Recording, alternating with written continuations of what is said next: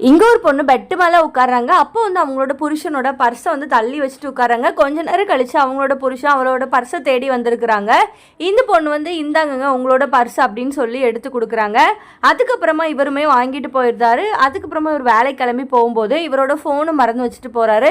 அவங்களோட ஒய்ஃப் வந்துட்டு இந்தாங்கங்க உங்களோட ஃபோனை மறந்து வச்சுட்டு போகிறீங்க அப்படின்னு சொன்னதுமே அதுக்கு வந்து அவளோட புருஷன் சொல்கிறார், நம்ம வந்து புருஷன் பொண்டாட்டிலாம் கிடையாது, இன்னும் கொஞ்ச நாள் நமக்கு டைவர்ஸ் ஆயிரும், அதனால நீ எல்லாத்தையும் புரிஞ்சு நடந்துக்க அப்படின்னு சொல்கிறாங்க. அந்த பொண்ணு எனக்கு தெரியுங்க அப்படின்ற மாதிரி சொல்லிட்டு போயிருந்தாங்க.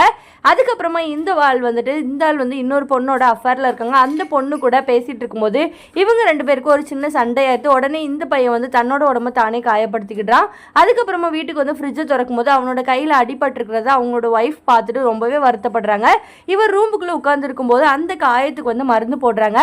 தன்னோட புருஷன் தான் எவ்வளோதான் தப்பானவனாக இருந்தாலும் அவன் வந்து தனக்கு புருஷன் தான் நினைக்கிற இந்த பொண்ணோட மனசை அவளோட புருஷனுமே புரிஞ்சு 2 பேருமே சேர்ந்துருந்தாங்க.